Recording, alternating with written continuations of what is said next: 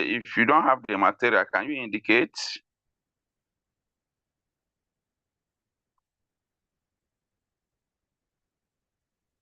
Okay. I want to believe you can hear me very well. Yes, sir. Yes, sir. Yes, sir. We can hear you. Okay. It's all right. Now, social work programming. How do we start? We try to understand what is social work.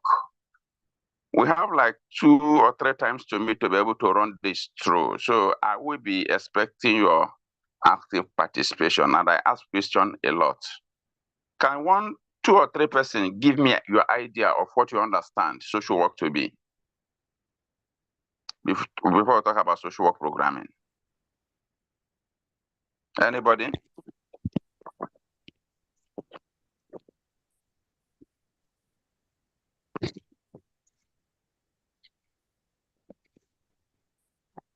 Joy Ozoma is here, Miracle Bartolome, Nelly Mattis, Nelly, Njoku Gon, Obaji Testimony, Smith, and the rest. I needed a response from you.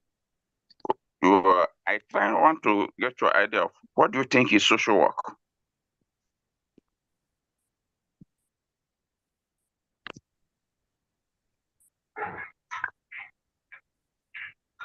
Good evening, sir. Yes, I can hear you. Go ahead.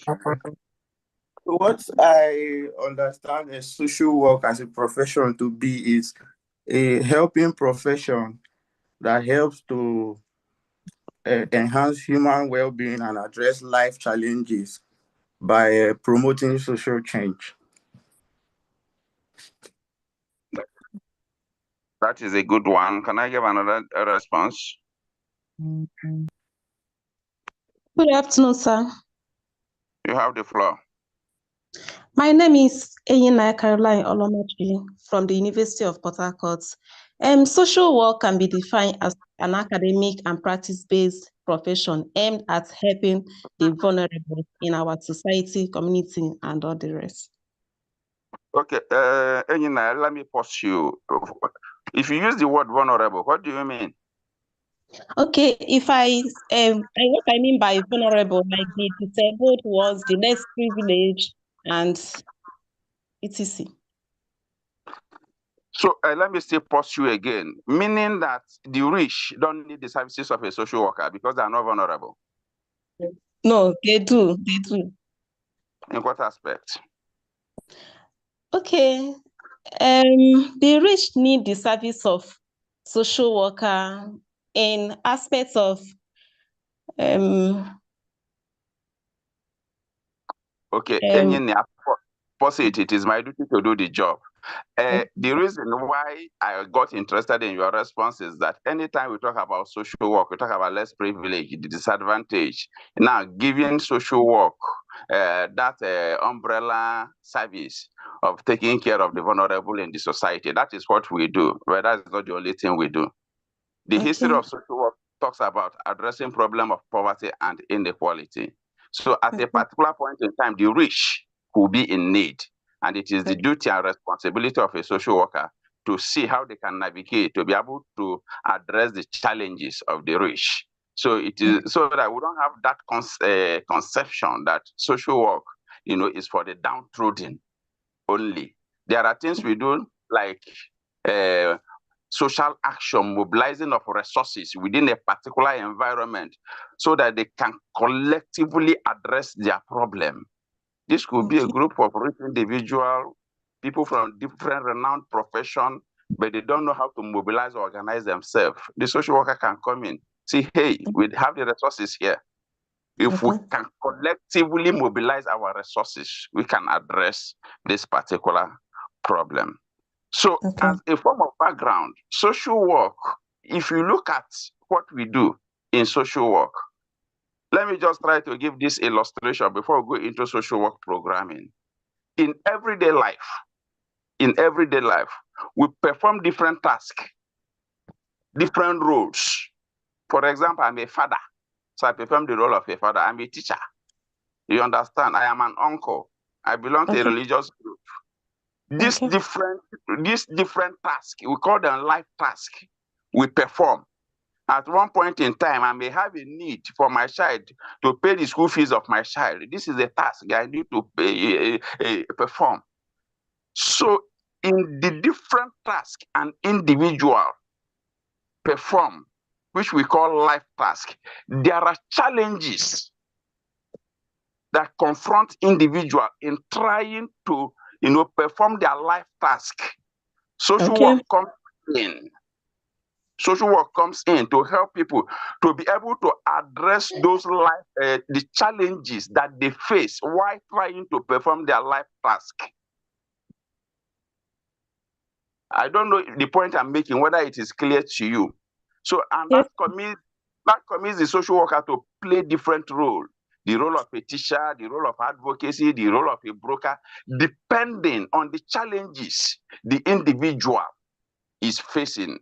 And that is why in many social work textbooks, you hear things like the social worker intervene at the point where the individual interacts with the environment. I don't know whether you have heard that before. The social worker intervenes at the point where the individual, you understand, interacts with the environment. The environment in this context is the challenges the individual is facing in trying to perform their life task.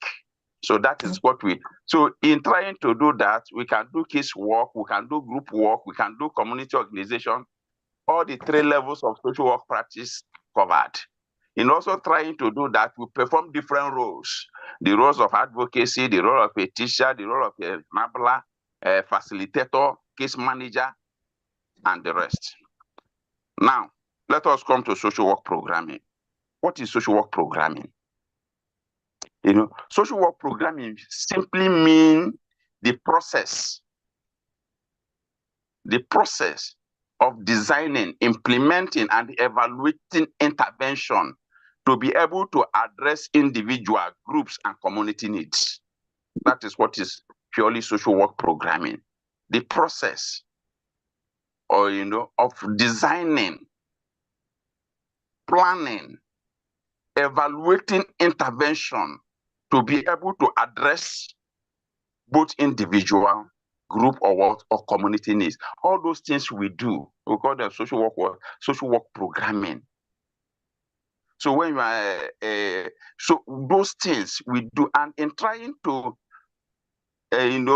design, implement, evaluate those interventions, we promote social justice, we promote equality or equity. Let me use the word equity. We promote equity, we promote social justice, we help to address the different challenges the individual or the group is facing. Now, from the material you are having,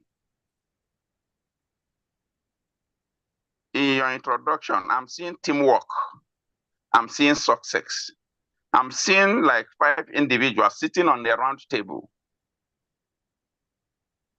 Yes, sir. What this picture is telling you, can somebody give me an idea of what this picture is talking about? Teamwork, success. Let's take it off from there. Okay, sir. I think what the picture is trying to portray is that as a social worker, you have to work hand in hand with the community, the individual involved, and the key people involved in a particular problem you are trying to solve at the moment. So you guys all have to work together as a team to achieve a common goal.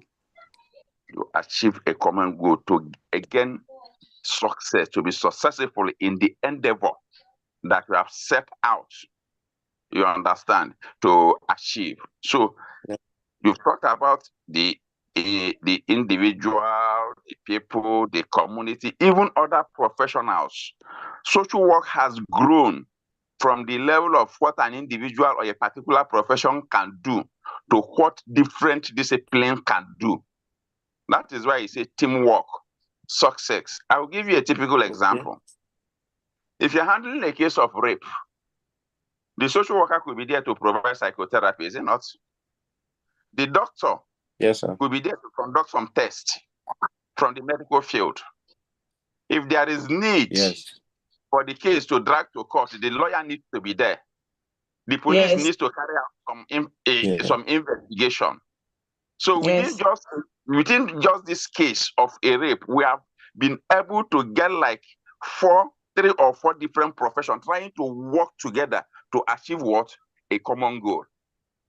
That is why in the practice of social work now, teamwork, interdisciplinary, multidisciplinary is now what is in vogue. And if you go to social work field of rehabilitation, you now discover that the social worker cannot do it alone. You do it with different professions, different disciplines, to be able to provide. When you intervene from social work perspective, you do what is called holistic intervention, the individual and its entirety, making sure that no aspect of the client's individual is left behind. So for you to be able to, from that, providing that holistic intervention to address the holistic need of the individual, you need to get involved different professionals, different disciplines. You need to work as a team. You need to work with your colleagues, both junior and senior colleagues. Everybody is coming with their own perspective. You have a common goal to do what? To achieve. You need to work the greatest beneficiary of your intervention. We call them the beneficiaries of social work intervention. We call them stakeholders, the clients, the client system, things like the family. You understand? The friend of the individual or the group you are working with. Working with all of them. Because sometimes, let me give you another example. If, for example, you have a case of somebody who relapses, if you provide an intervention for an individual, the social worker is not there 24/7 to monitor what that the individual is doing. You may discover that within a controlled environment, a supervised environment, the client will do what is required of him or her. But by the time the individual goes on his own, the person may relapse. You now discover the social worker cannot be there 24/7. There may be need to work with a significant other of the client. The significant other of the client may be the person's father, the mother, the friend, that will help the social worker to monitor the progress of the client to ensure that the client does not do what? Does not. So that is why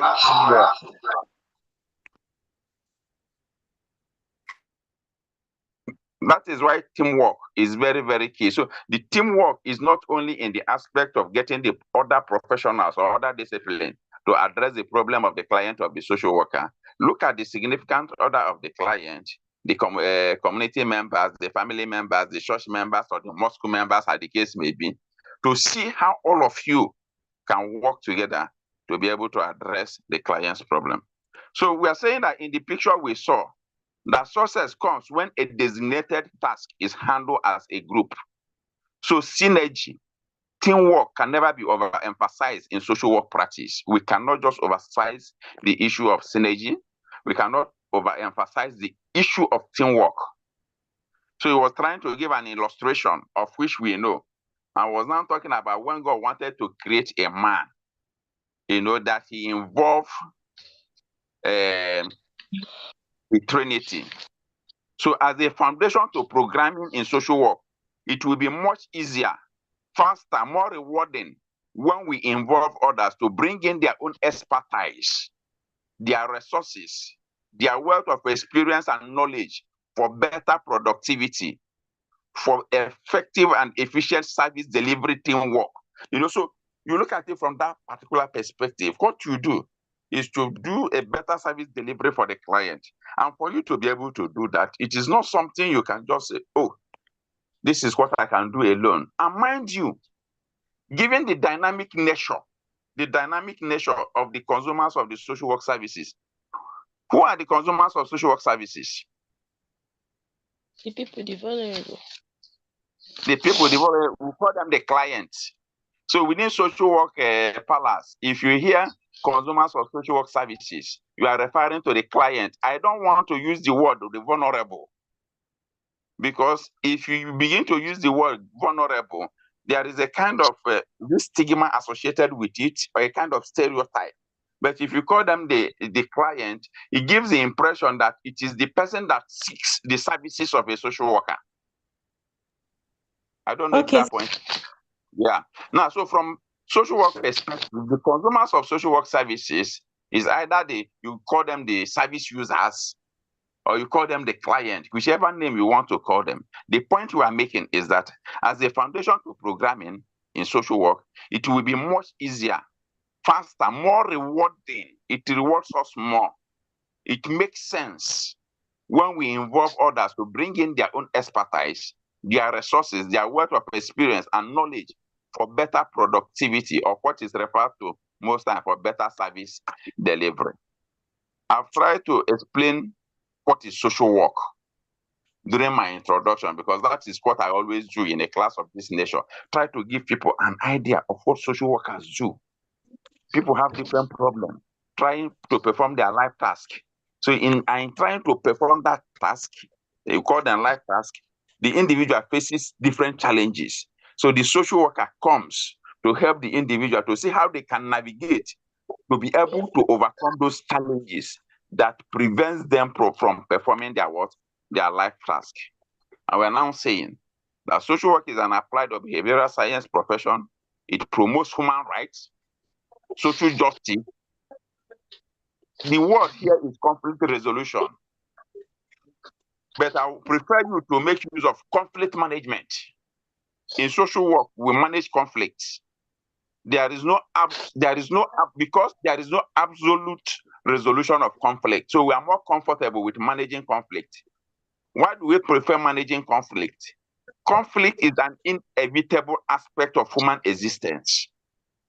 We cannot do without conflict. As an individual, you can have conflict within yourself.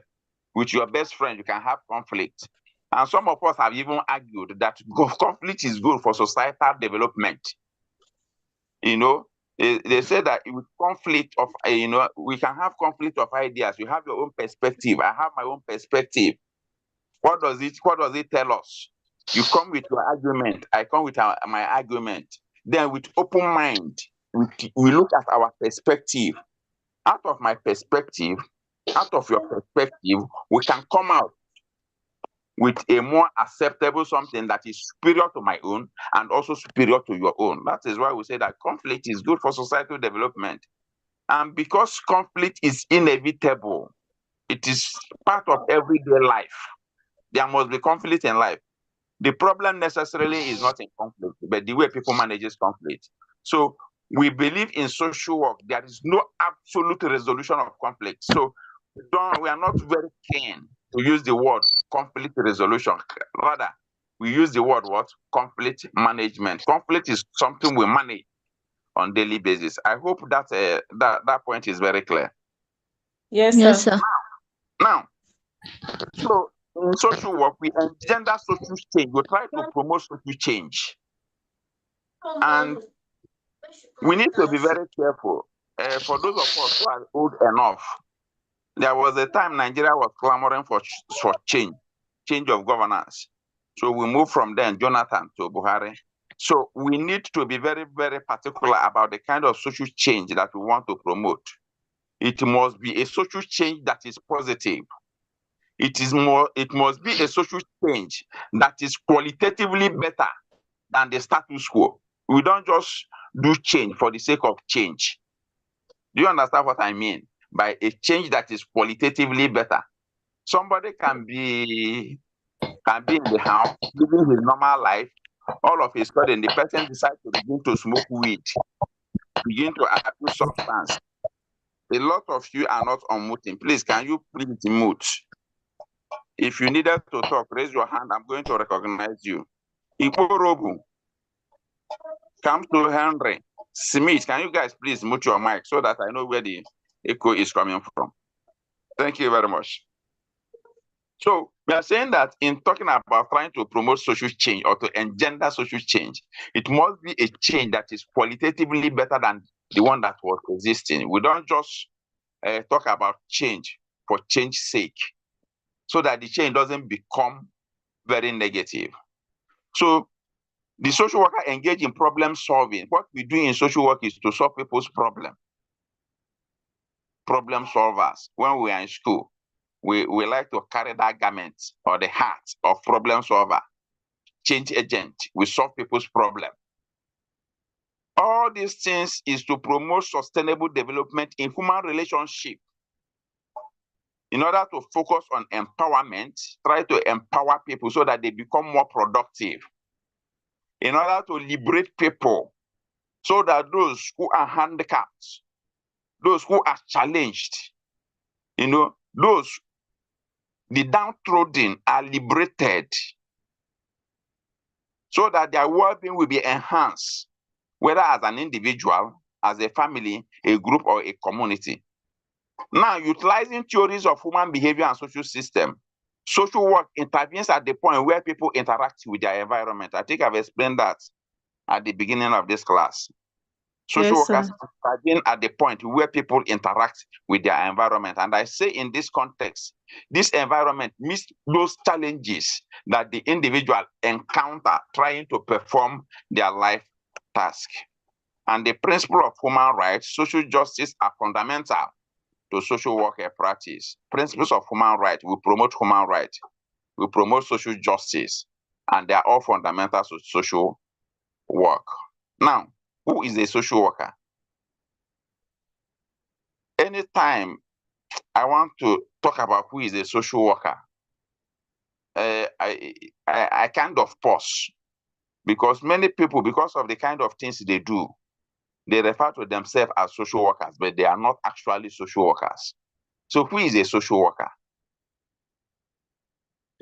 Some people, because once in a while, they bring some trailer loads of rice and they share to widows, they share to vulnerable households. If you ask them what they are doing, they will tell you that they are doing social work. And that is not social work. So who are social workers? Social workers are professionals that are trained specifically in social work discipline. Social workers are professionals trained specifically in social work discipline to build partnership among the professionals working within the field of psychosocial intervention. So what this means is that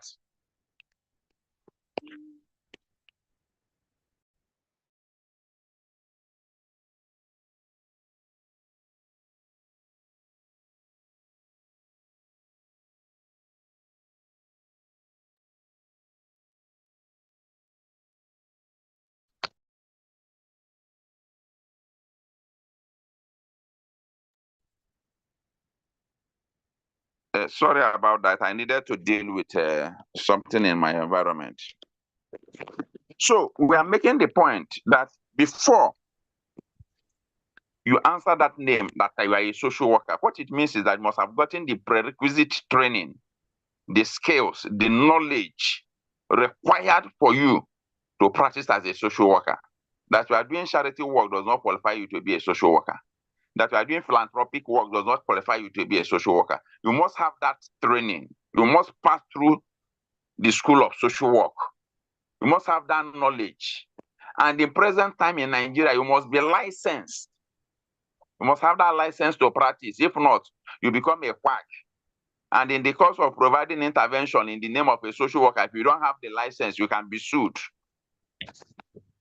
Do you understand? So we are making the point that social workers are those who are trained specifically in social work discipline to build partnership among other professionals working within the field of psychosocial intervention, caregivers and family, collaborating with community, usually with the goal of creating supportive environment for clients or for service users. They advocate for adequate services, making use of treatment models and resources. They try to change social policy. They try to change social policy. I want to believe many of you are undergraduate students of social work in different universities. Basically, social work have 4 purposes. The fourth purpose of social work talks about to contribute to the improvement and development of social policy. So changing social policy, the policies that are not doing very well, what can be done to make it to function better? the policies that are obsolete, they are no longer in tune with modern reality. You change them with the one that addresses modern reality, you know? So that is why we talk about changing social policy to address issues of poverty, employment, housing, social injustice, supporting the development of preventive programs for the less privileged. And what this means is that social workers focus on early intervention, treatment and post-treatment with the individual groups or community. It is not when things must have gone so bad that the social workers comes to intervene. So, from effective social work programming perspective, social workers are on the front lines of empowering people to overcome poverty, hunger, and mental health issues. Look at this. For the work you do to be effective, you should be able, as a social worker, to address problem of poverty, problem of hunger, mental health issues. A lot of them abound, especially in our country these days, as some, social and economic issues. A lot of people are passing through a whole lot of mental health issues. We are bedeviled with high rate of insecurity. There is poverty. Nigeria, in fact, a whole lot of things. I don't want to talk about the issue of Nigeria being the headquarters of the world and the rest. Issue of corruption, bad governance, people who use taxpayers' money to enrich themselves. So, within the social work context, social workers apply profession's values, principles, and techniques to address social and economic problems. That is what we do. We use the values of social work, the principles of social work, the techniques of social work to address social and economic problem, working towards bringing about positive change. Anytime you see this change in your material, use your pencil and write positive change. A change that is qualitatively better than the one that was existing. I know why I'm making emphasis to this issue of positive change. Because somebody can turn from being good to bad. That is a change. So social workers imagine a world where these problems are solved. Now, let me try to digress a bit from development perspective. For people like us, there are two worlds that exist. And I'm going to ask you another question. For people like us, there are two worlds that exist. We have the ideal world, and we have the real world. I want to know, is any of you conversant with any of the world? If you use the word ideal world and the real world, does it resonate with you? I just needed one or two responses so that you give us an example of what it means to say that something is an ideal world and something is the real world, because I'm trying to use it to explain that sentence that says that social workers imagine a world where these problems are solved. Can I get responses about the real world and the ideal world?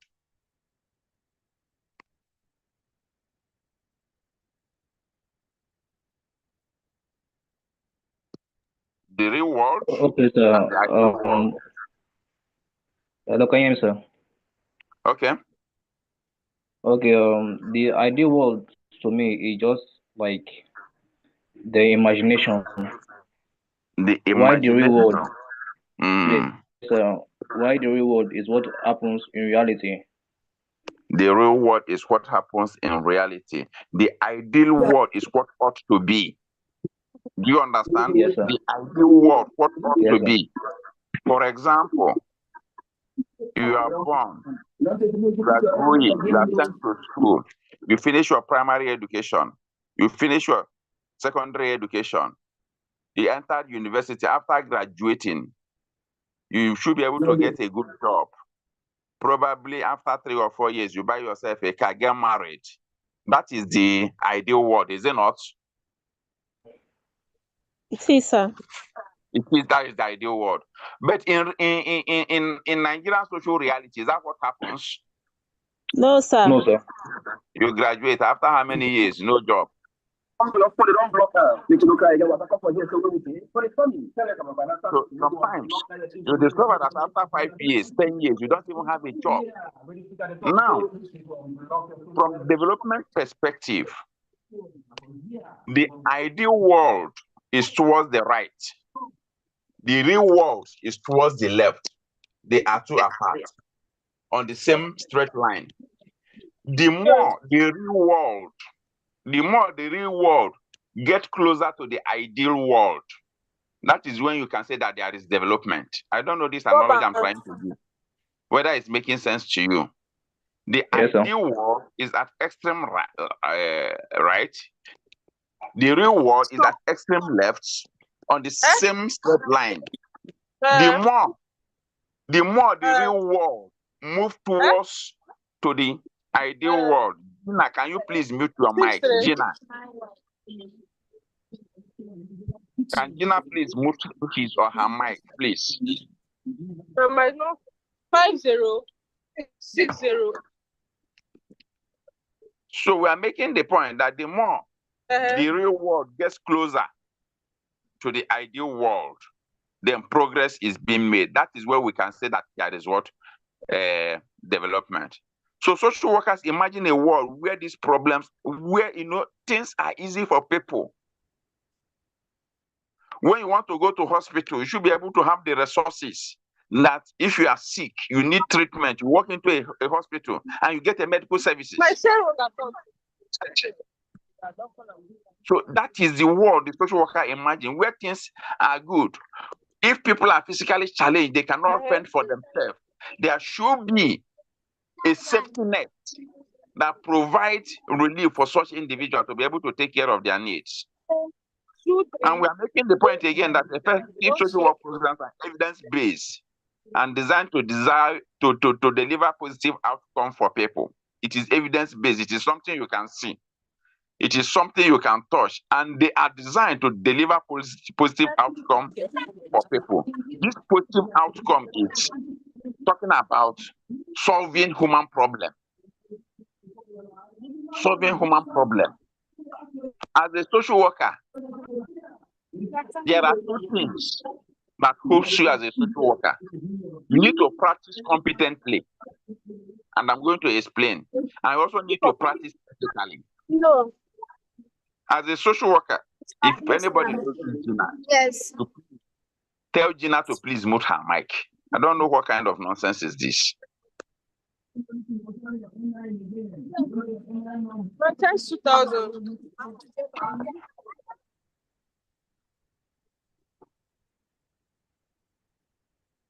Now, I'm making the point that as a social worker, have it at the back of your mind. You need to practice competently. I also need to practice what? Ethically. Competent practice talks about you addressing the challenges, the problem of your client, providing intervention that addresses the client's problem. Ethically means that you need to be guided to work within the laws, the guidelines, the principles, the ethics that guide social work practice. Why is this one important? So while providing intervention, there is what we call malpractice suit, so that people don't begin to question you based on legality of the services you are providing. It is very, very important. You cannot just be doing this helping profession thing. At the end of the day, somebody is somewhere feeling like you did not do your job very well and begin to look for a way to sue you as a result of professional misconduct. Now, we're now going to look at the principle in program planning. And we'll start by saying that the effectiveness of group work largely depends upon the effectiveness of the implementation of the program activity. Look at that statement. Effectiveness of group work, any work we are doing as a social worker, the effectiveness depends upon the effectiveness of the implementation of the program activity. For example, in Nigeria, we have very beautiful policies, very beautiful programs. Sometimes the problem is not in those programs, the problems are not in those policies. Sometimes the problems are in the implementation. That is the point we are making. So to achieve the objective of any work we do in social work, a number of important principles of program planning have been developed. We're going to look at the one that was developed by Tracker in 1955. That one of the principles is that the program should be developed out of the interests and the needs of the members. Any program you are developing, it should be developed out of the interests and the needs of the members. If it is not in the interest of the members, if it is not as a result of the needs of the members, you are doing it for yourself as a social worker. So you need to capture the interests and the needs of the members. That is why sometimes you see government carrying out a program or carrying out a policy without carrying the people along, because those policies are not addressing the needs and the interests of the members. You just go to a community and you say that because they are doing open defecation, you did not do enough sensitization. All of a sudden, you want to go and bring a water system, toiletry for them to begin to use. They will look at you. Did we tell this person that this is our problem? So the program should be developed out of the interests and needs of for it to be very effective and very successful. There is another issue we also talk about, issue of sustainability. In order to make sure that after the intervention that the program or the project continues to strive, you need to get the community buy-in. The second principle is that the program should take into account such as the group size. What is the group size? Is it a small group? Is it a middle group? Is it a large group? If it is a large group and you are planning for a small group, you will see that your program is dead on arrival. So you need to look at it. Look at the group size. Which age are you going to cover? What is the cultural background of the people we are working with? What are their economic differences? So, for example, you cannot be talking about helping a community people to do savings. We are talking about how you can introduce them to savings. There's something like financial education. I want them to be saving something like 20,000 a month when their monthly income is not more than 50,000. You need to look at those things. Take into account such as group size, the age, the cultural background, the economic differences. All these things will help you to know how you can design your program. So somebody cannot be making 50,000 in a month, and you're telling the person to be saving 50,000 in a month. You have seen that your intervention is dead on arrival. The third principle is that the program should be designed to provide individual experiences and opportunity which they voluntarily choose and pursue. Those things that the individuals, the group you are working with, those things that they can voluntarily connect with, the things that they believe that it has inherent value for them to pursue. The fourth principle is saying that the program should be flexible and should satisfy various needs. And at this point, we are saying that nothing is cast on stone, but it must be rigid this way, because human beings are dynamic. You should be able to design the program in such a way that it is flexible to be able to address at least the needs of the majority of the group members that you are working with. If you are designing a program and 3% or 15% are the people that are benefiting out of 100%, does it make sense? It should be flexible enough. How can you carry the weak along? What can you do so that the strong will also benefit? See how you can balance what you are doing, make it flexible so that everybody benefits from what you are doing. Now, the transition of the program should be developed from simple to complex.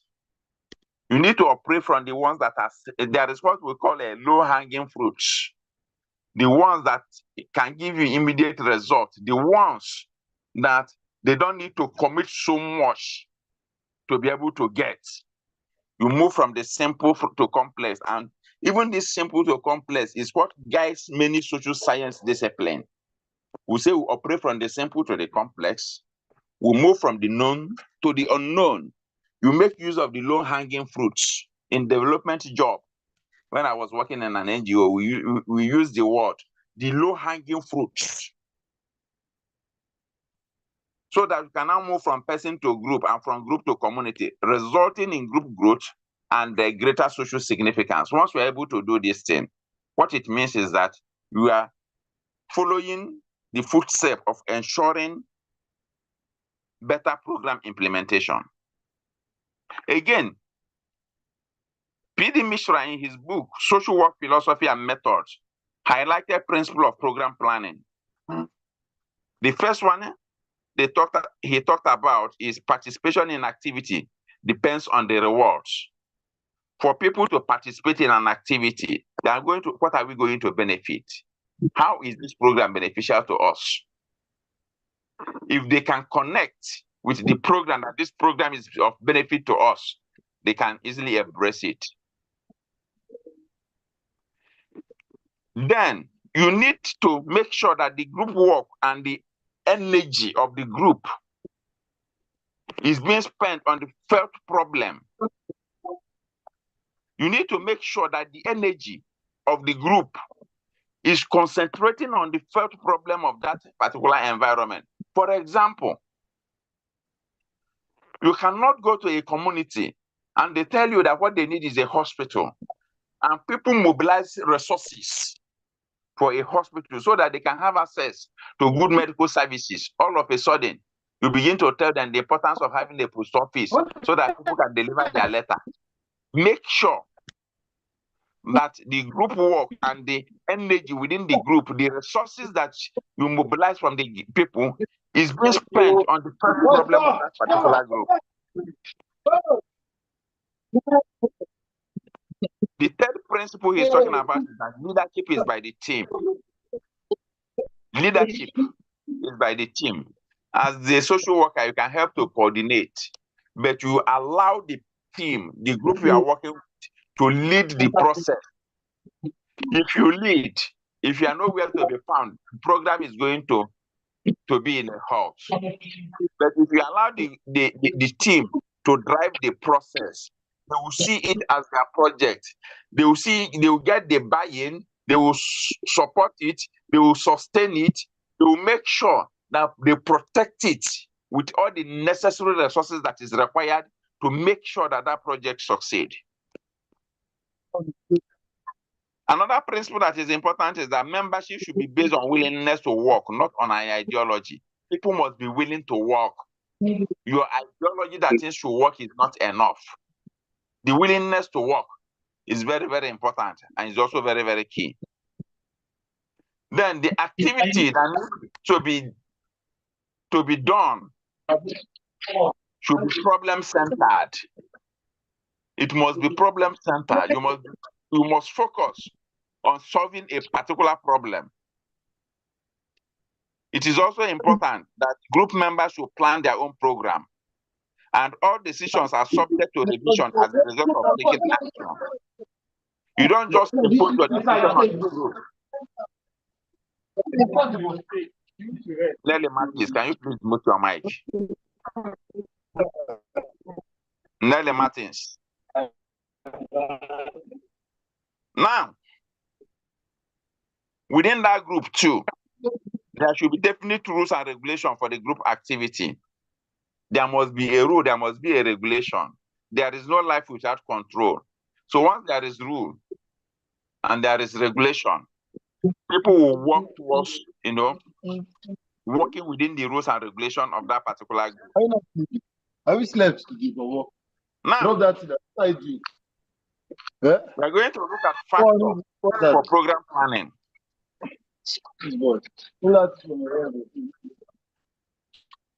We're going to look at factors for program planning.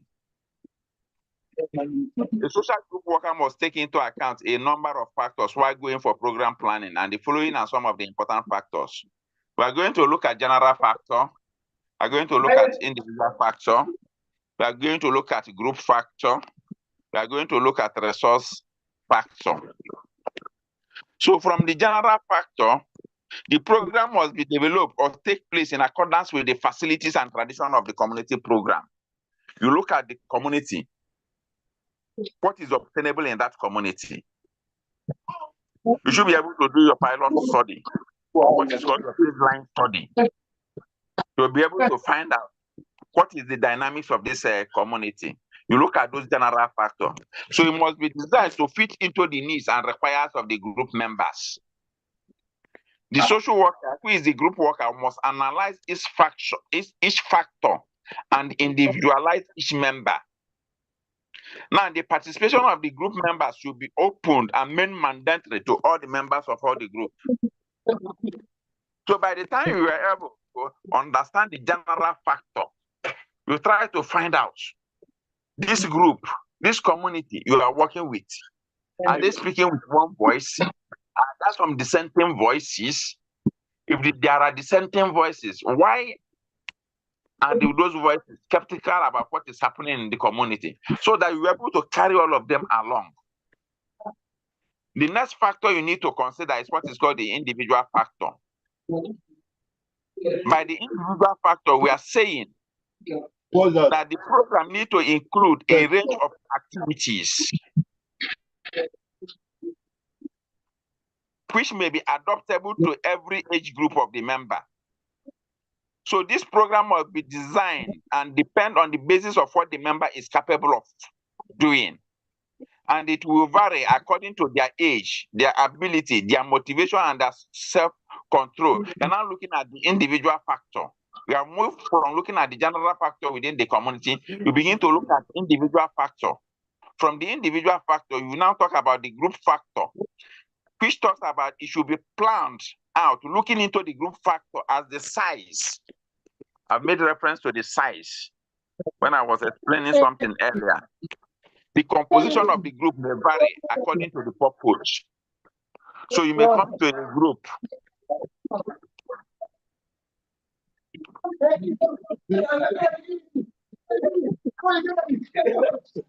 So you may come to a group.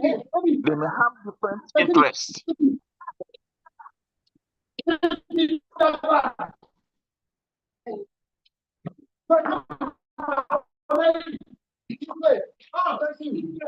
So the program should be planned out, looking into the group factor, look at the size. I know already. Please, can you give me 1 minute? Let me try to address this Nelly Martins of a person.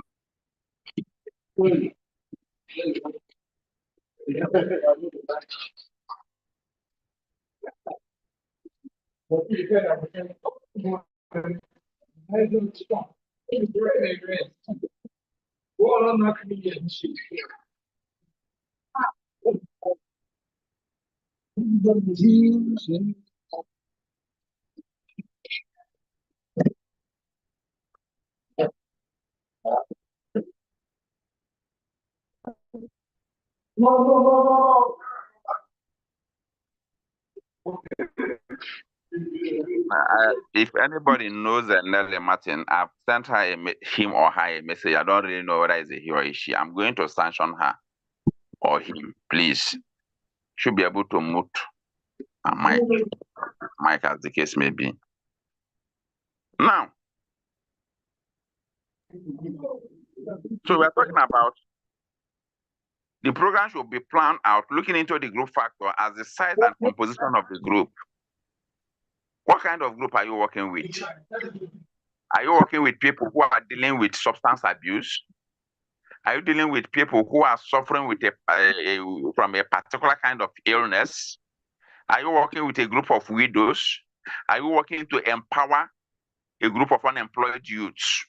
So you need to understand, is unemployment the problem? Are you focusing on skill acquisition? These are the group factor you need to look at. That's why we say that at the group factor, we are looking into the group factor as the size, the composition of the group may vary according to the purpose of such group. Then the resource factor is talking about that the activities you are going to carry out, that they need the resources. These resources that are needed, are they available? Are there resources within the group you are working with? Is there anything they are bringing to the table? Are there resources that you need to go out to go and get? For example, if you want to do skill acquisition, Is there anybody within the community that can provide skill for the group you want to work with? Or do you need to go out to get somebody, a resource person that will come and help people to acquire that kind of skill? So the resource factor may be in the form of money and material. Not only money and material. It could be something that could be so intangible like skill development, trying to teach people skills, try to teach them techniques, among other issues. So proper plan of the program should be developed in keeping in knowledge of the availability of the resources. If there are resources that are not within the group environment, and you need to source it outside, how do you go about it? If there are resources that are within the group that are not harnessed, how do you work with the group so that you can harness those resources that they have? Then we are going to look at approaches. Please, at any particular point in time, if there is need for you to pause me so that I give some clarification into what we are saying, please feel free to do that. All you need to do is to raise your hand and I'm going to recognize you. We're going to look at approaches in social work programming. The first approach is what is called the casework approach. Being undergraduate of social work in different universities, I want to believe that you understand what is casework approach. Casework is when you are involved individually with a client who has a challenge or who has challenges. It involves interaction between you and your client or a family unit. So the social work intervention at the individual level or even at a nuclear family level is what's referred to as casework approach. So it incorporates the following method. One of the methods is what we call problem solving. When you do casework, you try to help the client to solve his or her problem. The emphasis is on releasing the client fears and anxiety. Any individual that has a problem, there are some anxiety, there are fears that surround such individual. So when you do casework as a social worker, you know, the emphasis is to release the client fears and anxiety. Try to help the client to appreciate the extent of what the problems are. When you finish doing that, you now motivate him or her to deal with his or her problem. You are not releasing the problem to the client or the fears of the client so that the problem or the anxiety of the client will overwhelm the client. You are doing it having in mind that you are going to motivate the client that, look, it is only you that can help yourself. So with that, you are motivating him to be able to deal with his or her problem.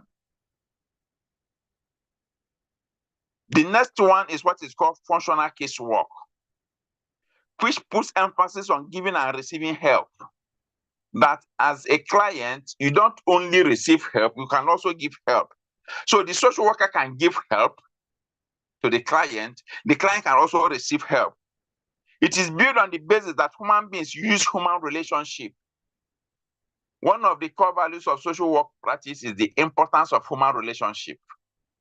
I think it was John Locke that was saying that no man is an island entirely on its own. So from this functional casework, we are making the point that human beings make use of human relationship. Some of the problems we encounter as an individual, as a group, as a people, sometimes we don't have the resources to be able to deal with those problems. But as a result of our interaction with other people, mentioning our problem to people, you can now see people suggesting solutions to you to help you to address that problem. That is what functional casework is talking about. So what this means is that it helps you to find and strengthen their own purposes to move towards realization, helping such people to be able to realize their challenges. The third approach to casework, or the third method to casework, is what is called crisis-oriented short-term casework. Crisis-oriented. Anytime you hear about something in social work and they tell you it is crisis-oriented, what it is telling you is that it helps you to address or to deal with crisis situation. This realizes the vulnerability of individual in dealing with personal crisis. Sometimes problem comes to clients or comes to people, it overwhelms them. But when you use this method of crisis-oriented, what it means is that you are helping the individual to be able to deal with their personal crisis. The primary value of the crisis-oriented method is that it helps the client deal with his or her emotional upset. Some of us, once we have some challenges, we become emotionally disorganized. In this case, the brevity of the service, in this case, the brevity of the social work service and the evidence of its effectiveness is important. So your ability to look at situation, for example, you go to a family where they lose, there is a case of death and they lost their loved ones and everybody is heartbroken. It seems as if the world is coming to an end. Your ability as a social worker to be able to help them to see this situation that has happened is maybe the death has come.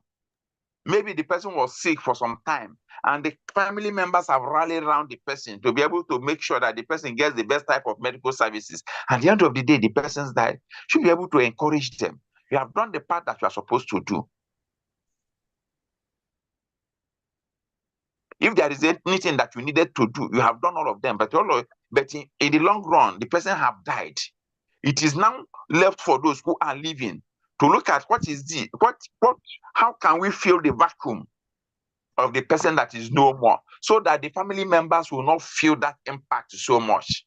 So if, for example, somebody loses his or her spouse, what can you do to help the spouse to be able to manage the situation, to deal with the loss that they have experienced?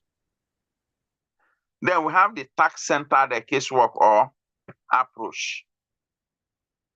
This method incorporates crisis intervention. Is now going to tell us that the different method we talked about, the problem solving, the functional casework, the crisis, that the task-centered casework incorporates the crisis intervention, the problem solving, and the functional approaches. It incorporates all of them in identifying the problem, sharing the task or problem, solving it with your client.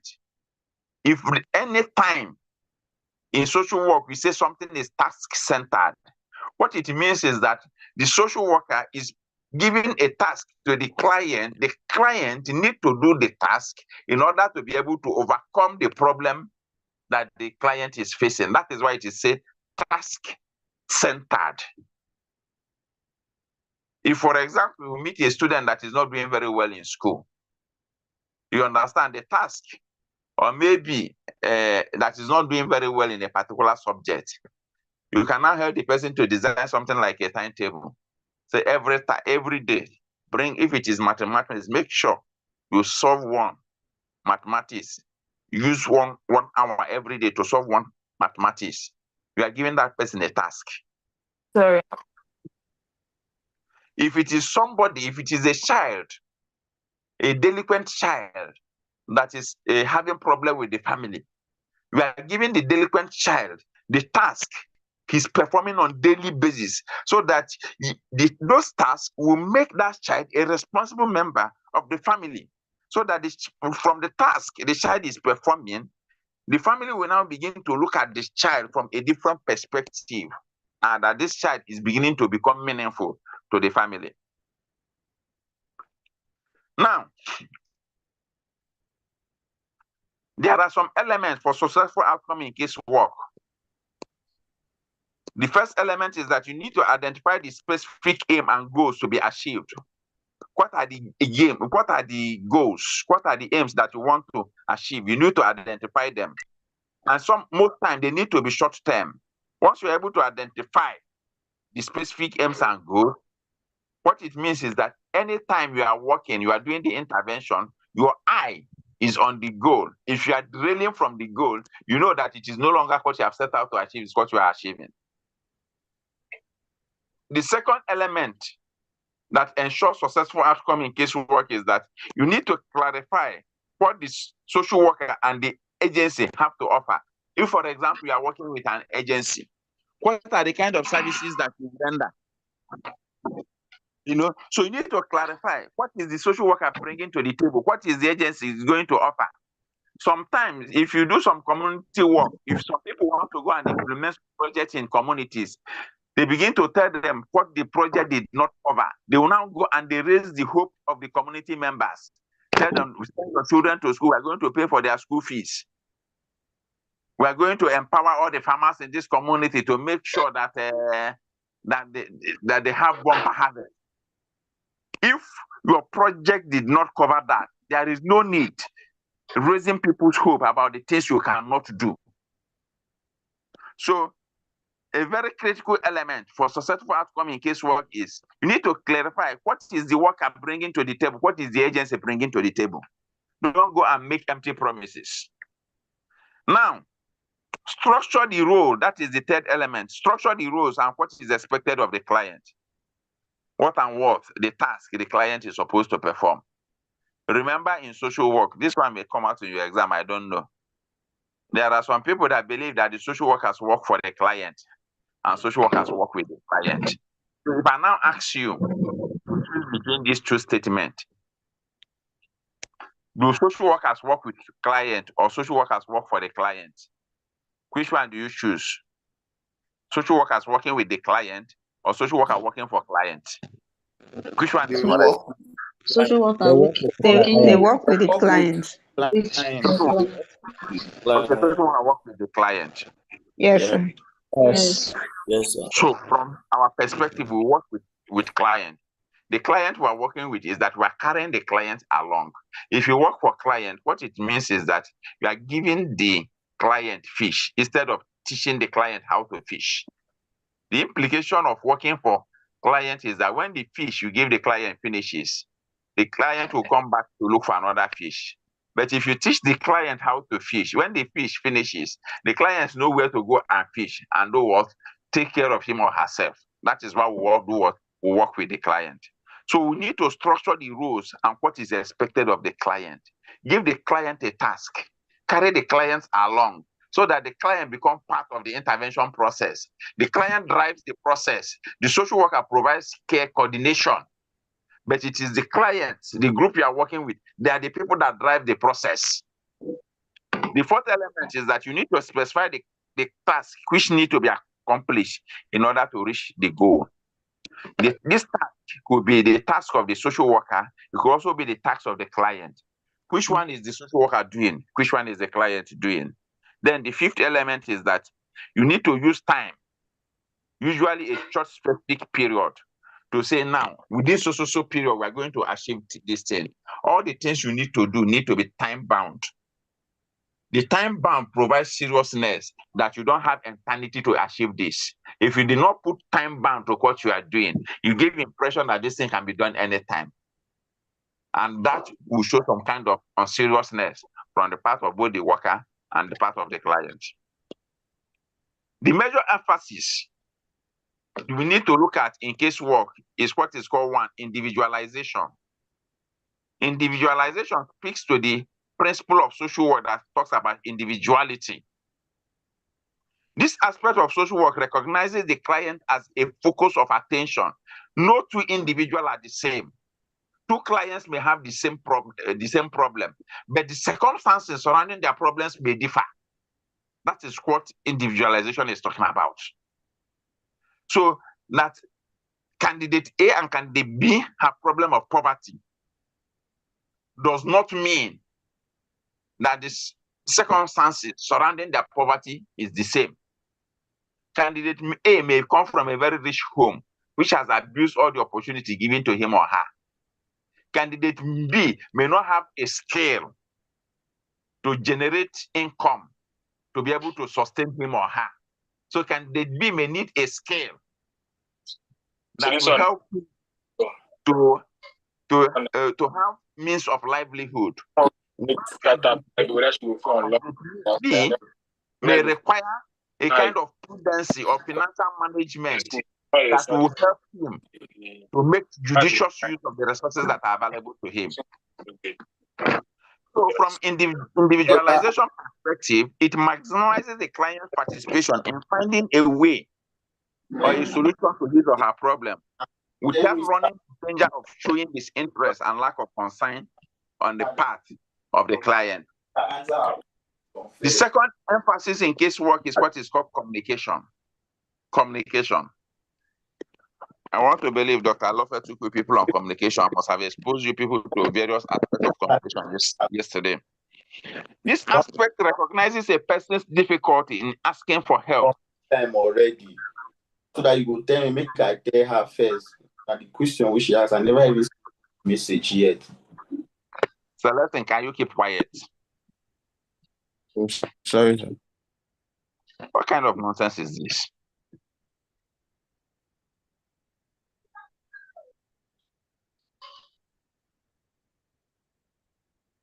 So this aspect, the communication aspect, recognizes a person's difficulty in asking for help, and you should try to create a climate which is not threatening.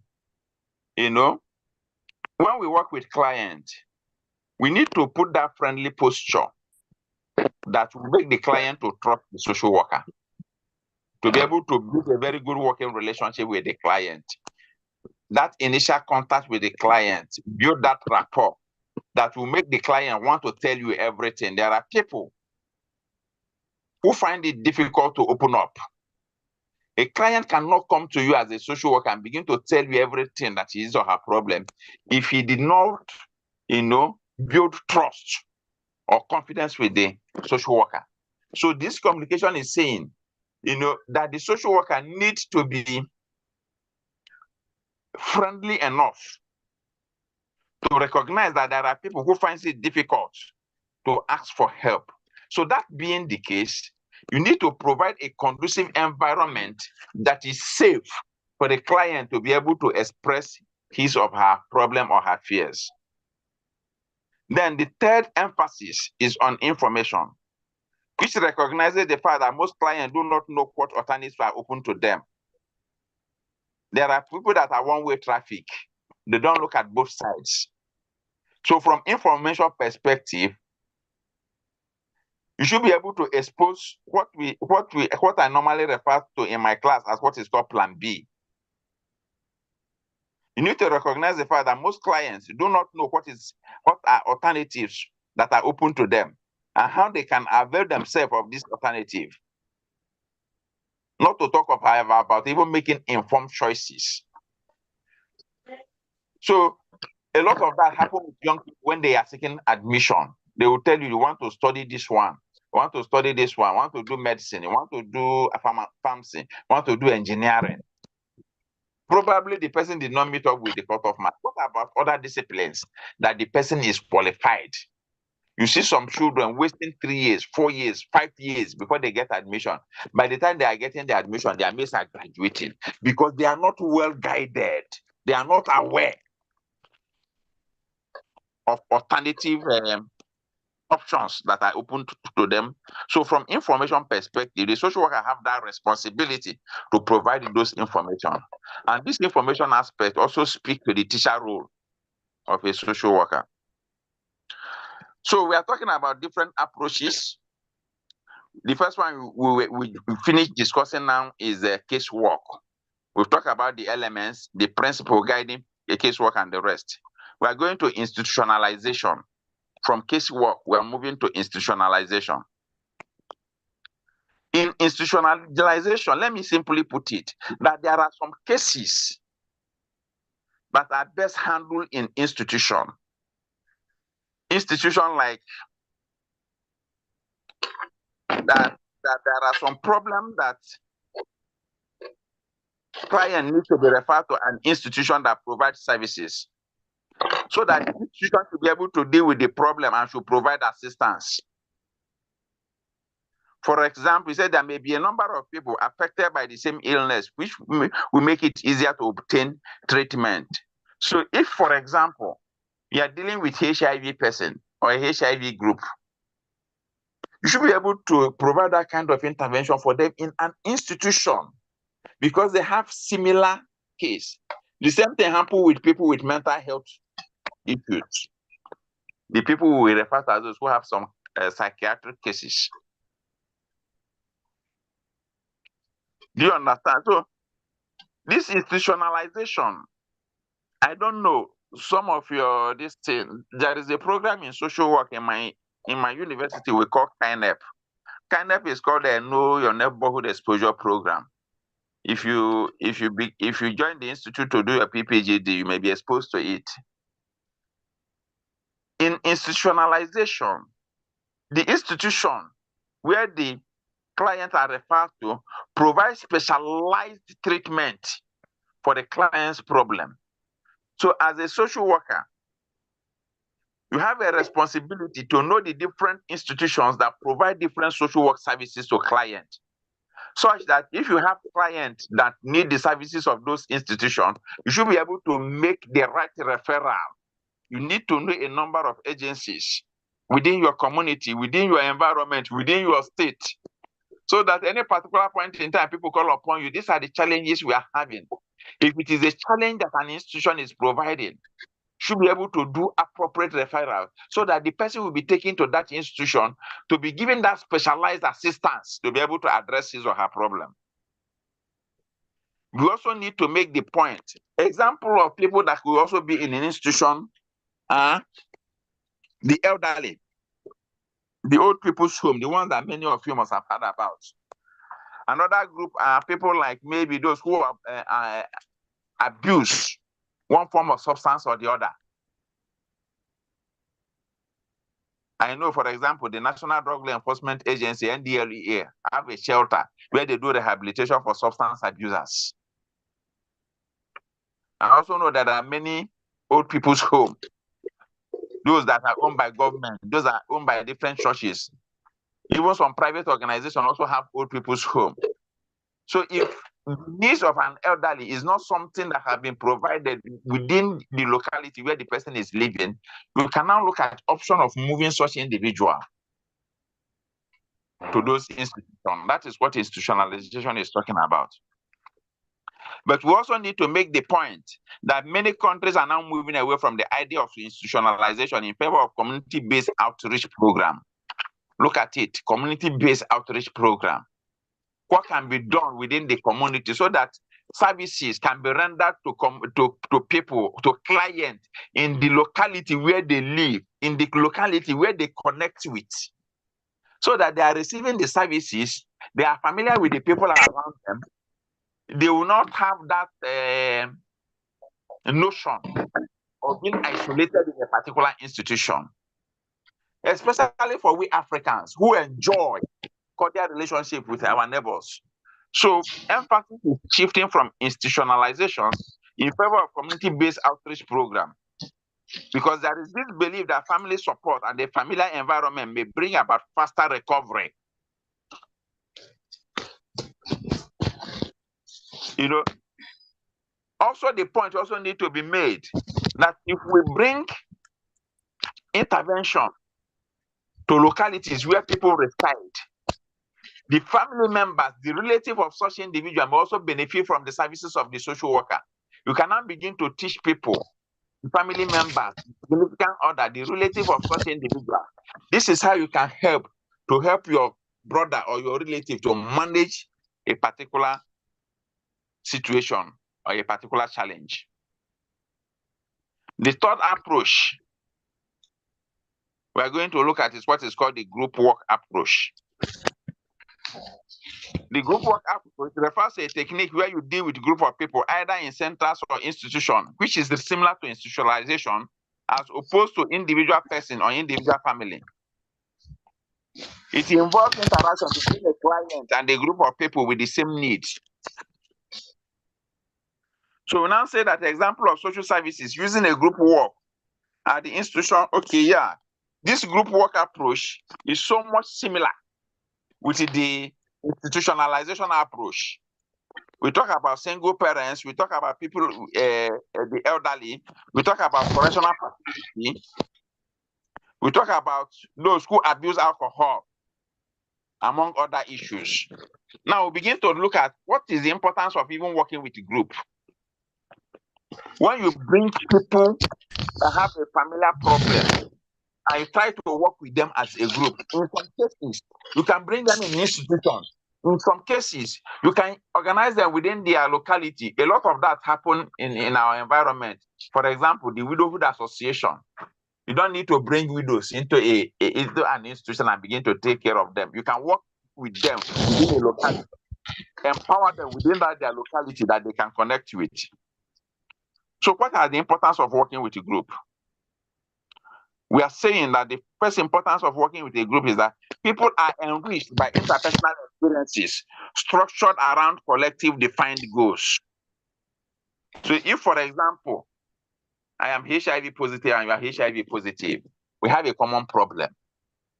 So we are looking out for each other. What can we do to be able to deal with our problem? We are not dealing with each other from the competitive perspective. We are looking at it as people with collective problem. So the intervention that is being provided for us is being provided for us because we are sharing our interpersonal experiences. The time I may be suffering from HIV may not be the time you started suffering from HIV. So if I'm the person that started suffering first, what it means is that I may have my own experiences, which I'm going to share with those who are recently diagnosed of the disease. To tell them you may likely experience something like this. If you do something like this, it's going to help you to be able to live longer. So that's people being enriched by interpersonal experiences is very, very important in group work. The second point is that people satisfy peer relationship and share decision-making pertaining to the group. It provides opportunity for group members to share their decision-making tasks concerning that group. Each member of the group help in decision-making so that once a group agree on doing a particular thing, every member of that group would work towards actualizing that particular decision that the group have decided that they will take. The next important is that the leader of the group helps the individual member to use group discussion and activity to negotiate, then fulfill behavioral and developmental contracts. So the third important is that the leader of the group, most times, who is the social worker, try to promote a kind of group discussion where the group members can brainstorm, where the group member can think around different issues. If they were able to bring out a particular issue, the group members will look at the issue that is being discussed, exhaustively explain what it is, look at the consequences of the decision they are about to take, look at the merits of the decision they are about to take, and be able to arrive at a conclusion. But the group leader helped them, to expose the different aspects of the decision that they want to take. Then, the fourth important is that it helps them to achieve a socially desirable but highly individualistic growth. While they are taking group decision to solve their group problem, it is also helping them to solve their individual problem, because it is their individual problem that brings them as a group. So while working towards achieving the group goal, it is also helping the group members to also achieve their individual growth. The fifth point is that it provides opportunity for lonely person to belong to a purposeful social organization. There are who we call introverts. There are people that are not willing to talk about their problem. But when they are in group, I remember in some months past, I was working with the shelter facility for people that abuse drug. Some people, when they are some new intake, they find it very difficult to talk about their problem. They become very ashamed.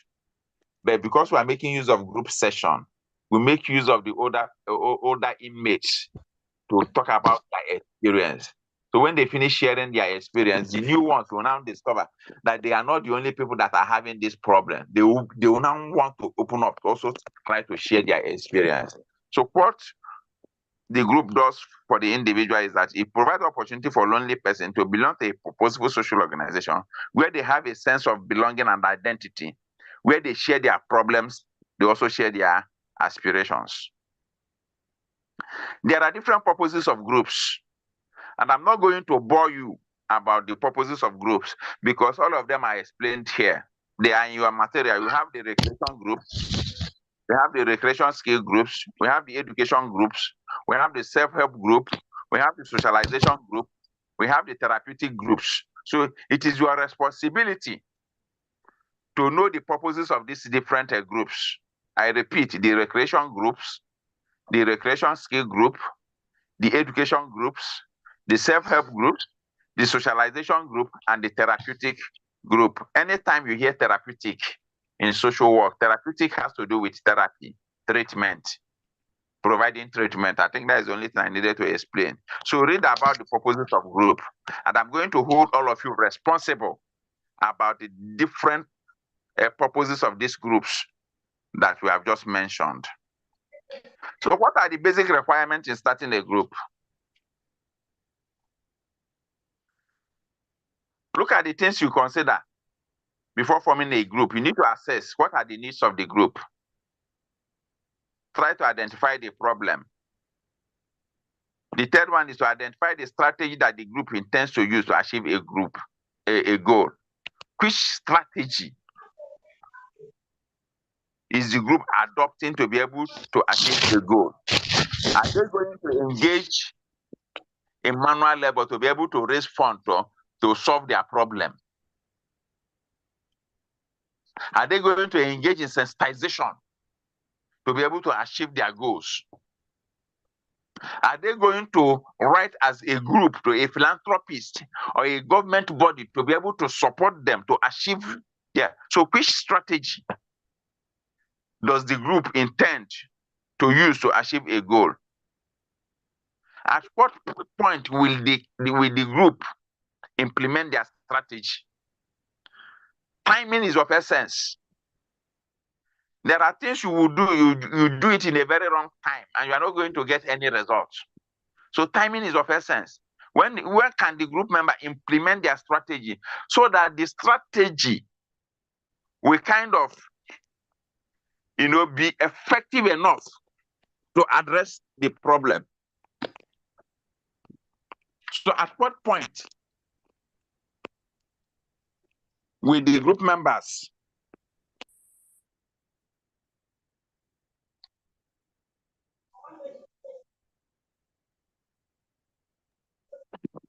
at what point are they going to implement their strategy so that you get the desired result that they want? Then, another important requirement is evaluation of the result achieved.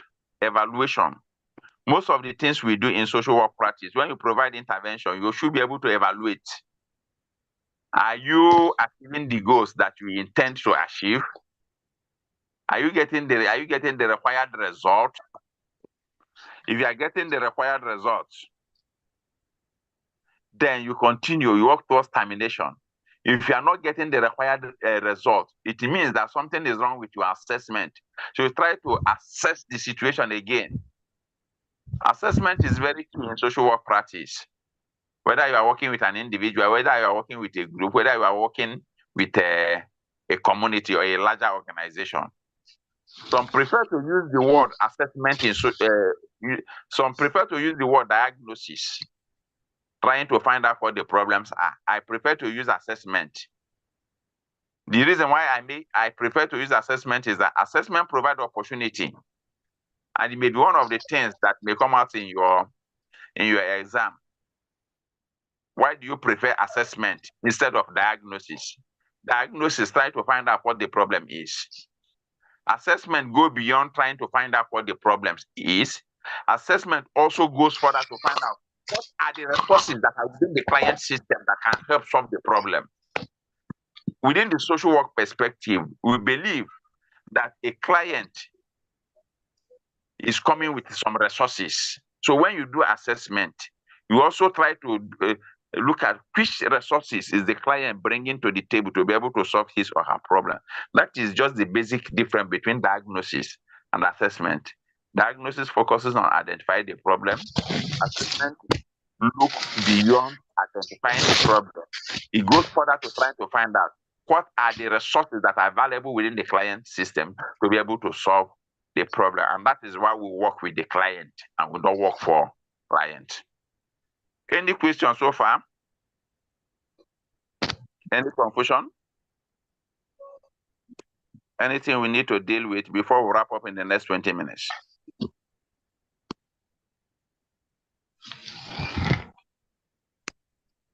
Silence means that there is no problem, so we should move ahead. Let us look at the principle in group work approach. The principles to me are very well established. Principle in group work approach. And we now say for any practice to be successful, it must follow certain principles, just like the casework approach. The group work approach has principles are guidelines in order to guarantee success in the delivery of guidance and counseling services. The guiding principle of the group work approach are the following: decision making. The social worker have to recognize the worth, dignity, and uniqueness of group members and enable them to assume increasing responsibility and control in group deliberation and planning. Look at it. Decision making. That as a social worker working with group, you need to recognize the worth, the dignity, the uniqueness of group members, and then enable them to assume increasing responsibility. The point why we work with client and not for client are also emanating from this principle of decision making. Your responsibility as a social worker is to lay bare to the clients you are working with.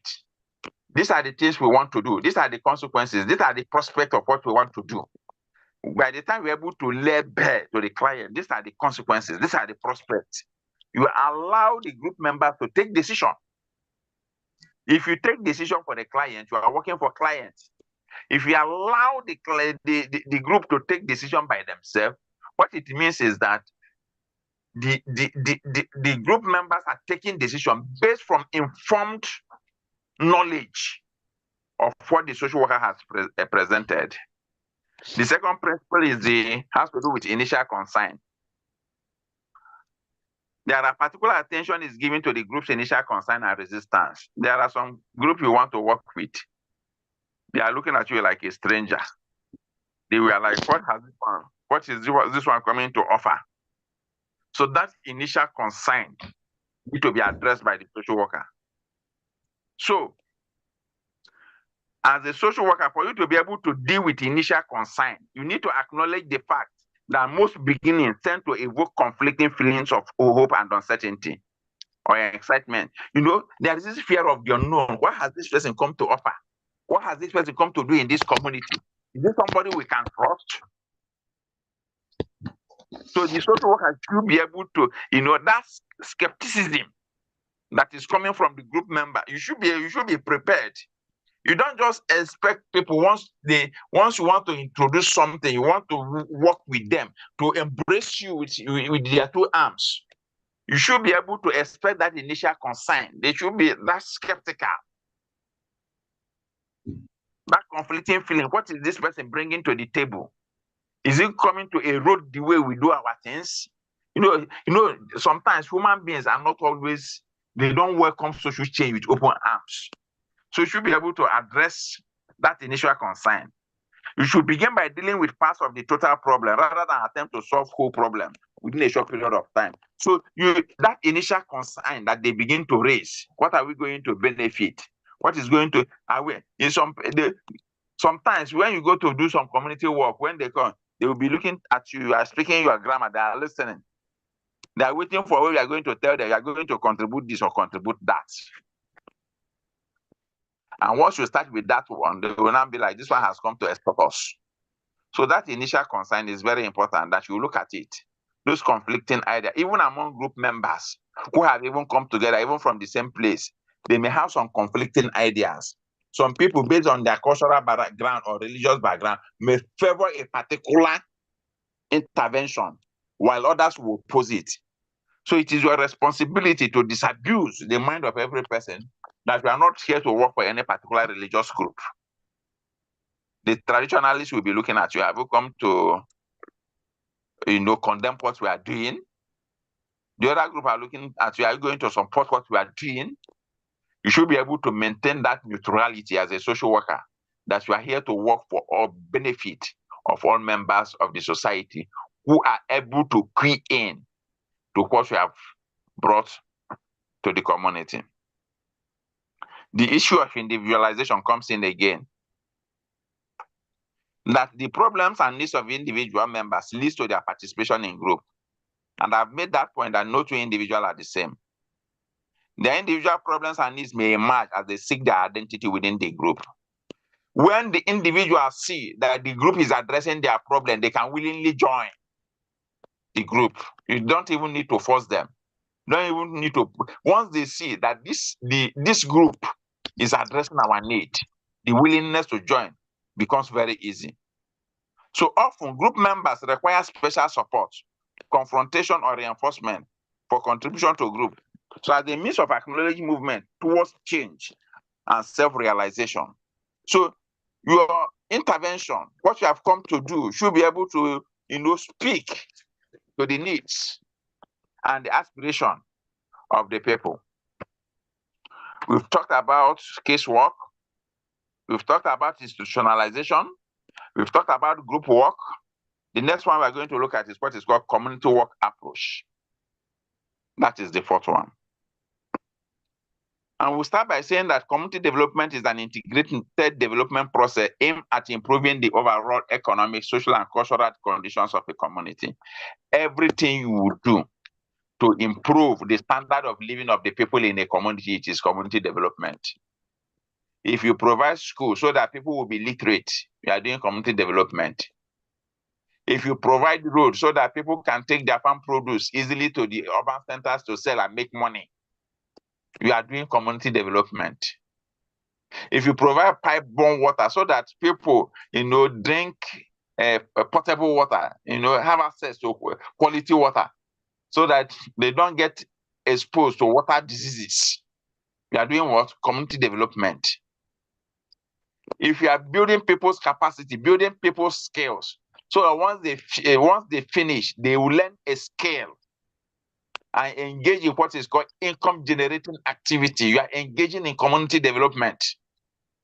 It is an attempt, community development is an attempt to equip people who are unemployed or underemployed with skill, which will bring them a better life. Everything about community development is talking about a better life, a life that is qualitatively better than the ones they are used to. In many African countries, community projects have been initiated by women to enable them generate income. Even men. In the Southeast, there are different town union associations that have engaged in one form of community development or the other. Some of them roll out scholarship to indigent members of the society so that they can have access to quality education. And it is believed that this individual, once they must have acquired this education, they will come back and impact positively to the community. So different agencies, different organizations support this effort, especially if such attempts is to empower women to contribute towards economic development. All the things we do to make sure that members of the community live a better life, have access, have electricity, to do the things, to be very productive in life,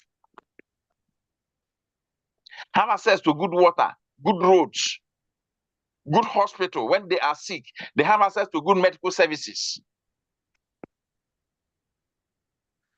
In some countries, such projects for women are financially supported by UN agencies such as UNDP, UNFPA, WHO. We talk about community gardens, dressmaking, handcrafts, black making, health education, etc. Such projects are highly appreciated by women in rural communities who are often the breadwinners. And also, we need to be very, very careful about some of these developmental projects. A typical example, I think that was under, many of you will not know who is General Ibrahim Babangida. There was one particular program initiated by the wife. They call it family support. Is it family better life for rural women? So instead of going to the rural community to empower rural women, they are busy in transport Hilton. They are busy in Sheraton Hotel, in some of the presidential hotel, all these 5-star hotels in the city. Say they are doing better life for rural women. The rural women, are they there? They involve wives of commissioners, wives of all these politicians. We need to be very careful about those ones to make sure that if we say if the community project we are doing is rural driven, we will make sure that the rural people are those who are benefiting from such projects. Why is community development approach important? It is important because social issues develop from citizen interest and concern about the imbalance between the needs of the people and the provision for these needs. So from issues, citizens who become caught up in the cause develop programs or action to address those problems. There are a lot of community-based initiatives that people have engaged to help you to get job, to help women who are breadwinners, to help child-headed household, so that they will have what is called means of livelihood. There is an acronym I would like you to write down. The acronym is IGA. I in capital letter, G in capital letter, A in capital letter, IGA. Is anybody aware of that acronym? IGA. If you have, let me hear you. If you don't have, I will go ahead and tell you what it is. Have you heard about IGA before? Nobody.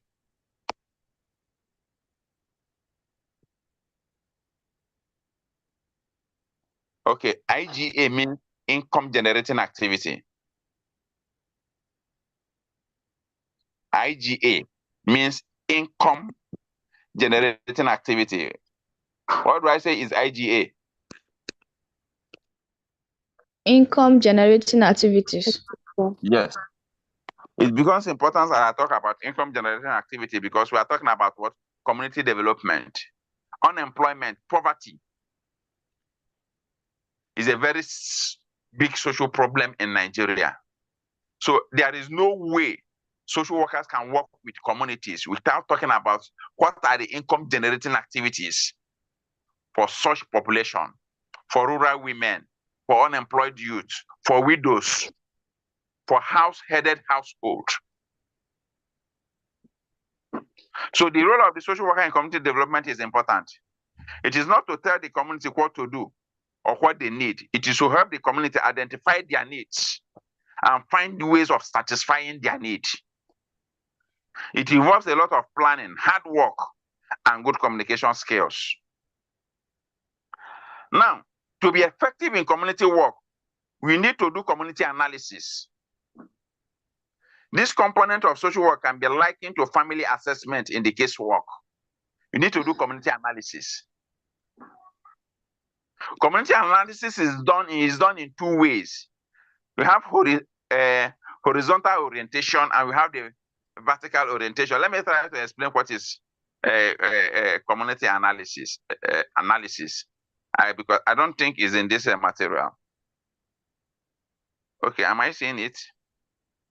Okay, I'm looking at the profile. A profile outline for community analysis. Background and setting include history, geography, and government of that community. What is obtainable in the community? What are the resources in the community? You understand? It's a kind of, what are the resources within the community? What are the power dynamics in the community? Who are the decision makers in the community? There are some communities that when you go to, once women say they want to do something, just make sure that that thing is carried. They become the power brokers in the community. That is community analysis. What resources are available? Who do you need to work with so that your project will succeed? There are some people that if you meet when you are doing community entry, your project is as good as being successful. If you meet the wrong people, your project is dead on arrival. So you actually need to do community analysis. Who are the power brokers? What is the power dynamics that happens in community? So we are now saying that in community analysis is done in two ways, by horizontal and by vertical orientation. And it is very simple. I will explain. Horizontal orientation are the structural and functional relationship of the community's various social units. Those different social units within the community, the family institution, the religious institution, the cultural institution, the educational institution, the health institution, those institutions within the community, how they work within themselves in providing intervention or services to the community.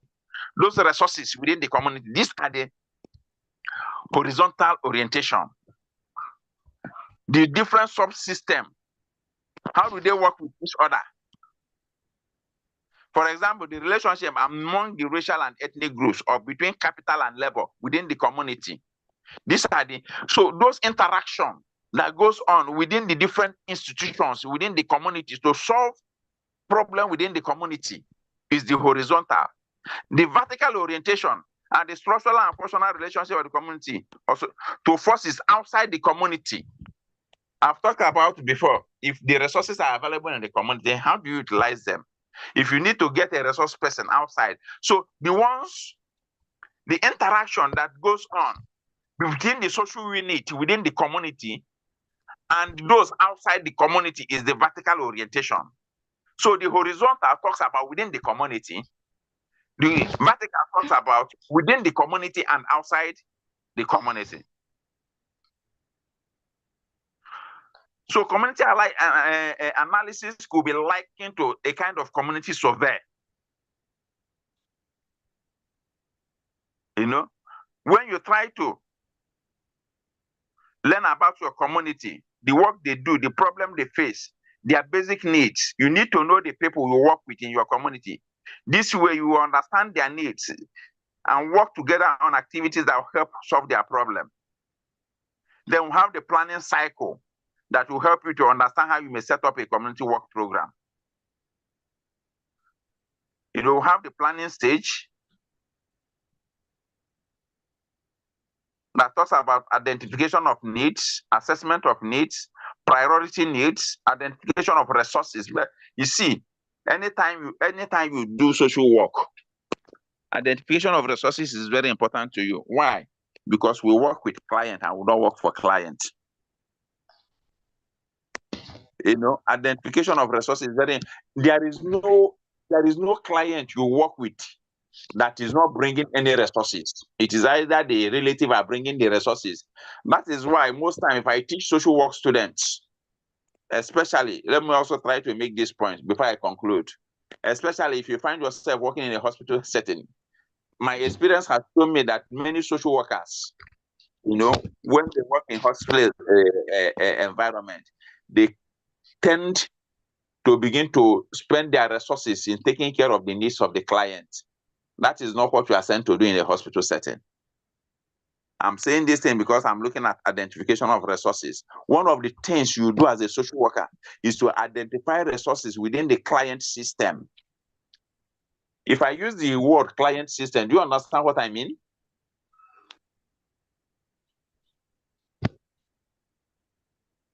Is that a yes or no? If I use the word client system, do you understand what I mean? No, sir. Okay, so the client system is talking about this, the system the client comes from. The system that you say if you may see a madman that is roaming the streets, you think that person is homeless, doesn't have that they don't have a family member, until you go and hit the person and you kill the person. Then the family members will come out and begin to tell you how many people the person is paying their school fees. That family members that comes out to claim that somebody has killed their relative is this client system. So every client that the social worker has a system that they come from. They either belong to a particular family, they either belong to a particular community, they either belong to one particular religious group. These are the client system for the client. So this system, there are resources that they have. So anytime a client has a problem, if there are resources government will provide for the client, you utilize those resources for the client. If there is no resources that is coming either from philanthropists or from government or from donor agencies, look inward, look at the client system, go to the relative of that client and do what? Explore resources, go to their family members, go to their relatives. There must be somebody that is well to do that provides resources that will help the client. So that you don't go and do your work as a social worker and you become vulnerable along the line and use your resources to take care of clients' problem. Then the basic bill you need to pay as a social worker, you begin to scratch your head. So I need to pay as I know, as you are at this level, trying to get your degree in social work, you also need to have it at the back of your mind that anytime you have a client, the client has a system. There are resources within that client system that you need to explore to be able to solve the client's problem. Once in a while, opportunity may come for you to use your resources. Don't make it a point of duty. I used to have some students who work in a hospital setting. Anytime they want to go and advocate for the management to consider some indigent client that they are going to pay, the management will ask them to stake their salary. So when you now begin to work in a hospital setting, don't go and stake your salary for you to be able to help a client, because you may have your bill to pay, you may have house rent to pay, you may have school fees to pay, you may have needs to buy food to eat. So that don't go and become a vulnerable social worker trying to support vulnerable clients. So we also have a project plan, action, proposal for solution and identification of problem. We have implementation. You have follow-up, monitoring, evaluation, and reassessment. Very, very important. So what is the essence of follow-up? To make sure that the intervention you provided is still continue, the client, the group you provided intervention from, are continuing with the progression of the intervention you have provided. They have not relapsed. That is the essence of follow-up. From time to time, if you provide intervention, you monitor, you do evaluation. That is what called monitoring and evaluation. Or you do a kind of, to try to find out this intervention you are providing for the client, is this solving the client's problem? If it is solving the client's problem, fine, you continue with what you are doing well. If it is not solving the client's problem, that means that there is problem with assessment. Go back and do what is called reassessment. So if I ask you your exam, if the intervention you are providing for a client is not solving the client's problem, what do? It is very simple. You do reassessment. You don't do assessment. At the level of monitoring and evaluation, you discover that the intervention you are providing for the client is not solving the client's problem. You don't go and do assessment again. What you do is what? Reassessment, because you have done assessment before.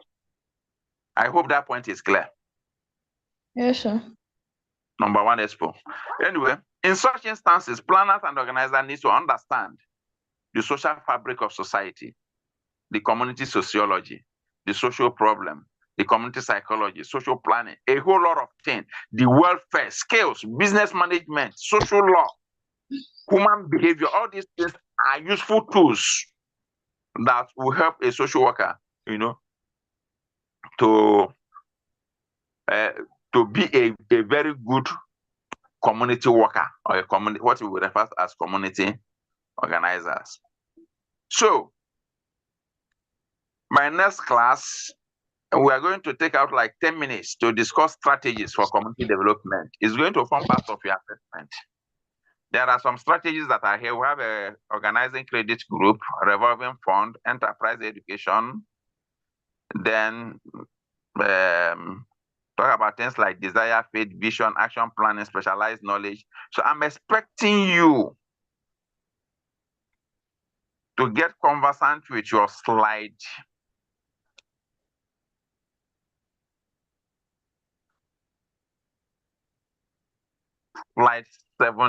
Slide 18 to slide 23. I'm expecting you. We're going to use 10 minutes of your time in next class to discuss slides 18 to slide 23. Once we do that, we go to other ones. So I'm expecting you to do a thorough work to be able to do this thing. I don't know if anybody has any question. The time is 7 minutes after 6. I think we should be ending so that we don't have a diminishing return. Any question, any clarification before we go?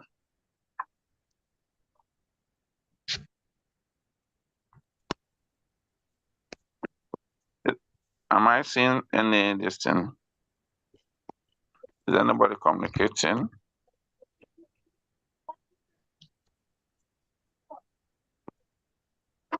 Okay, in the absence of any clarification, I think we can call it a day, and I wish you guys a very wonderful weekend. Thank you, sir. Thank you, sir. Thank you, sir. All right, sir. Thank you, sir. All right, sir. Thank you. Bye-bye, sir. Have a Thank you. nice day. All right. Thank you, sir. Thank you, sir. Thank you, sir. Welcome. Thank you, sir. Thank you, sir.